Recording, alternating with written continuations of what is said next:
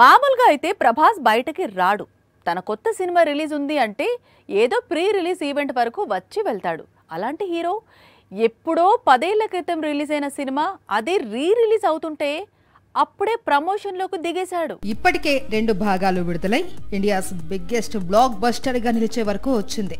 మొదటి 2 భాగాలు కలిపి దాదాపు 2500 కోట్ల వసూళ్లు అంటే చిన్న విషయం కాదు. ఇప్పుడు అక్టోబర్ 31న ఎపిక్ రిలీజ్ అవుతుంది. ఏ సినిమా ఎంత కలెక్ట్ చేస్తుంది అనేది ఇప్పుడు ఆసక్తికరంగా మారింది. తన కెరియర్ ను మార్చిన చిత్రం, తెలుగు సినిమా రూపురేఖల్ని మార్చేసిన సినిమా, రాజమౌళికి పాన్ ఇంటర్నేషనల్ రేంజ్ కు తీసుకెళ్లిన మూవీ రీ రిలీజ్ అవుతూ ఉంటే అందుకు దర్శకుడు ఎపిక్ పేరుతో మరో ప్రయోగం చేస్తూ ఉంటే ప్రభాస్ దూరంగా ఎలా ఉండగలడు? అందుకే ఎపిక్ ప్రమోషన్ లో తాను భాగమయ్యాడు. బాహుబలి ఎపిక్ తో బాహుబలి 3 పై అనౌన్స్మెంట్ రానుంది అని ప్రచారం సాగుతుంది. అదే నిజమైతే మాత్రం బాహుబలి ఫ్యాన్స్ కి పండుగే. అలా కాకుండా వీరిద్దరూ కలిసి మరో ప్రాజెక్టుకు రెడీ అవుతున్నారనే వార్త కూడా షికార్లు చేస్తోంది. అలా అయినా సరే అది ఇండియన్ సినిమాలో గేమ్ చేంజర్ గా నిలుస్తోంది. అసలు వీరిద్దరూ కలిసి తర్వాత ఏం చేయబోతున్నారు అనేది అక్టోబర్ 31న ఎపిక్ రిలీజ్ అయిన రోజున క్లారిటీ వస్తుంది. అల్లు అర్జున్ కొత్త చిత్రం ఇప్పుడు రూమర్స్ కు అడ్డాగా మారింది. ఈ మూవీలో బన్నీ క్యారెక్టర్, అంతేకాకుండా మూవీలో కనిపించే హీరోయిన్స్ లిస్ట్ ఇప్పుడు పాన్ ఇండియాను షేక్ చేస్తోంది. ఈ మధ్య కాలంలో ఎన్నడూ లేని విధంగా ఐకాన్ న్యూ ఫిల్మ్ సెన్సేషన్ కు క్యారెక్టర్స్ గా ఎందుకు మారింది? పుష్ప 2 లాంటి mega pan India block buster తర్వాత అల్లు అర్జున్ తమిళ దర్శకుడు అట్లీతో న్యూ మూవీ చేస్తున్న సంగతి తెలిసిందే. సైన్స్ ఫిక్షన్ బ్యాక్ డ్రాప్ లో తెరకెక్కుతున్న ఈ చిత్రంలో అల్లు అర్జున్ డ్యూయల్ రోల్ చేయబోతున్నాడట. కథలో భాగంగా ఈసారి అల్లు అర్జున్ 4 హీరోయిన్స్ తో ఆడి పాడనున్నాడట. ఇప్పటికే దీపికా పదుకొనే మూవీలో ఒక కథానాయికగా నటిస్తోంది. కల్కి తర్వాత దీపికా తెలుగులో నటిస్తున్న 2వ చిత్రం ఇది.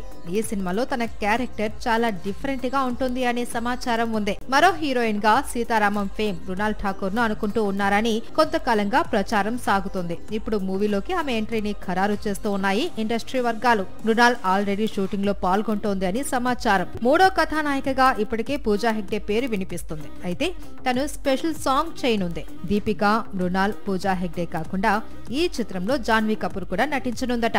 ఆమె ఎంట్రీ కూడా త్వరలోనే ఉండనుంది అనేది టాక్. ఎప్పుడూ లేనిది వివేక్ ఒబెరాయ్ పేరు ఇప్పుడు తెగ ట్రెండ్ అవుతోంది. అందుకు రీజన్ ఏంటి అనేది ప్రత్యేకంగా చెప్పుకోవాల్సిన పని లేదు. సందీపంగా కొత్త సినిమా స్పిరిట్ లో అతనే విలన్. కంపెనీ మూవీలో వివేక్ ఒబెరాయ్ నటన చూసి ఫిదా అయ్యాడు సందీప్ వంగా. మరోవైపు సందీప్ వంగా తెరకెక్కించిన అర్జున్ రెడ్డి చూసి వివేక్ ఒబెరాయ్ ఫిదా అయ్యాడు. అలా వీరిద్దరికి సాన్నిహిత్యం ఏర్పడింది. ఇప్పుడు ప్రభాస్ కొత్త సినిమా స్పిరిట్ లో వివేక్ విలన్ ని చేసేలా చేశాయి. గతంలో బాబీ డియోల్ కు యానిమల్ లో విలన్ రోల్ ఆఫర్ చేసి అతని కెరియర్ ను టర్న్ చేశాడు సందీప్ వంగా. ఇప్పుడు వివేక్ ఒబెరాయ్ కు స్పిరిట్ తో పూర్వ వైభవం తీసుకురాబోతున్నాడా అనే చర్చ సోషల్ మీడియాలో మొదలైంది. దాదాపు 40 ఏళ్లుగా తమిళ సినీ పరిశ్రమ ఎదురు చూస్తున్న కాంబినేషన్ ఎట్టకేలకు సెట్ అయింది.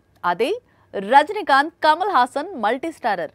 నిన్నటి వరకు దర్శకుడు ఎవరు అనేది క్లారిటీ లేకపోవడంతో ఈ క్రేజీ మల్టీ స్టారర్ మళ్ళీ అటకెక్కింది అనుకున్నారంతా.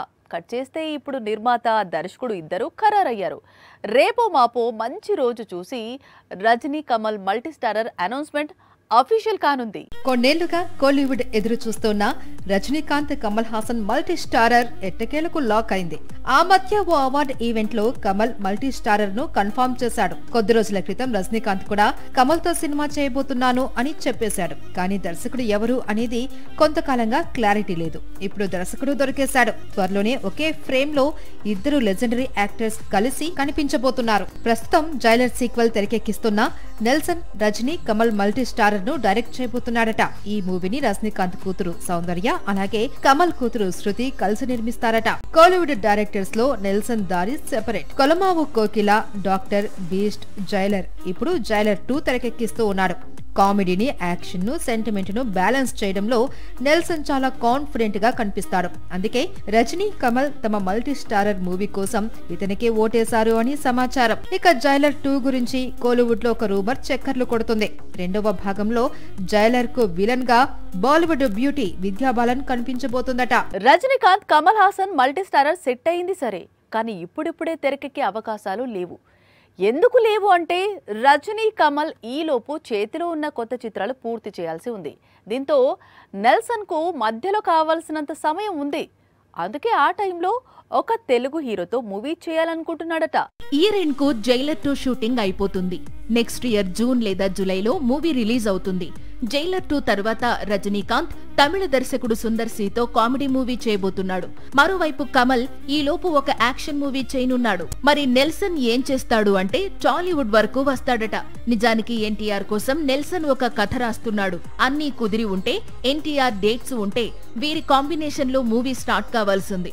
కానీ ఎన్టీఆర్ డ్రాగన్ మూవీలో బిజీగా ఉన్నాడు. అందుకే ఎన్టీఆర్ ఫ్రెండ్ రామ్ చరణ్ తో ఇప్పుడు నెల్సన్ మూవీ చేయాలనుకుంటున్నాడట. ప్రస్తుతం ఈ రూమర్ ఇటు టాలీవుడ్ ను అటు కోలీవుడ్ ను షేక్ చేస్తోంది. పెద్ది తర్వాత రామ్ చరణ్ నటించబోయే సినిమా ఇదే అని సోషల్ మీడియాలో స్టోరీస్ కనిపిస్తున్నాయి. నెల్సన్ తో మూవీ తరువాతే రామ్ చరణ్ రంగస్థలం కాంబినేషన్ లో మూవీ చేస్తాడట.